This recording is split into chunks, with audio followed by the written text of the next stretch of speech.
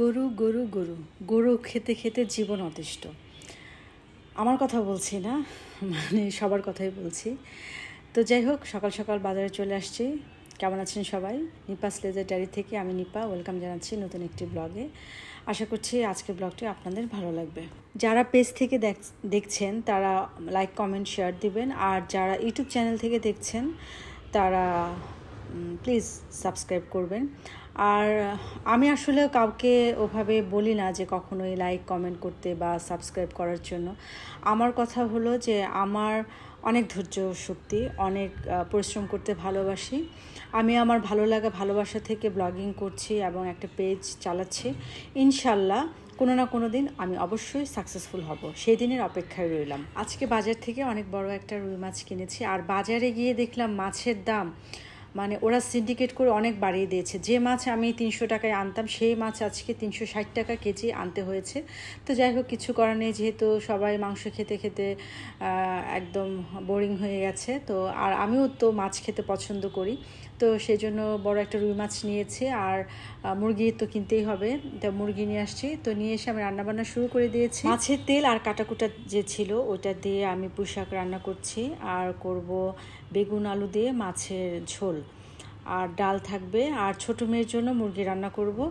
আর এখানে আমি 4 পিস মাছ নিয়েছি, যেহেতু আমরা 3 জন খাবো সেজন্য 4 পিস নিয়েছি। আর রাতে তো আমি রুটিই খাই, তো এই কারণে খুব বেশি মাছ নিইনি, কারণ শুধু শুধু নষ্ট হবে।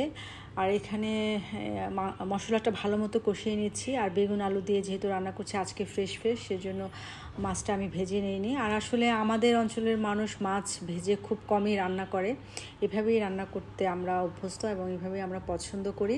কার কার ঈদ কেমন কাটলো সবাই জানাবেন। আমার ঈদ আলহামদুলিল্লাহ ভালোই কেটেছে। এর মধ্যে মুভিও দেখে আসছি, মানে ঈদের যে মুভি সেটা দেখে আসছি, বাচ্চাদের নিয়ে আউটিংয়েও গিয়েছিলাম।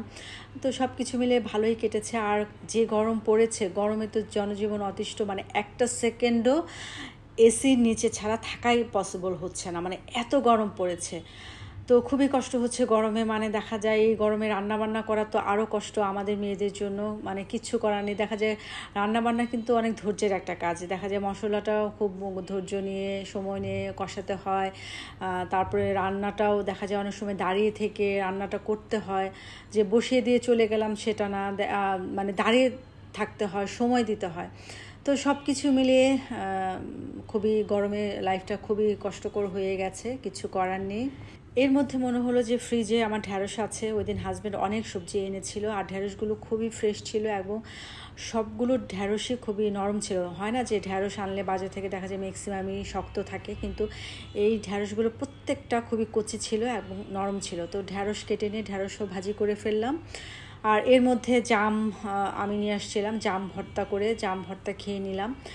আমি তো যে কোনো ধরনের ফল আমার কাছে খুবই পছন্দ, সেটা দেশি ফল হোক আর বিদেশি ফল হোক, আমি ফল খেতে খুবই পছন্দ করি। আর জাম ভর্তাটা খুবই মজা হয়েছিল, এর মধ্যে খুব বেশি কিছু দিইনি, বিট লবণ দিয়েছি আর কাঁচামরিচ দিয়ে আমি মাখিয়ে নিয়েছি হাতে খুব সফটলি।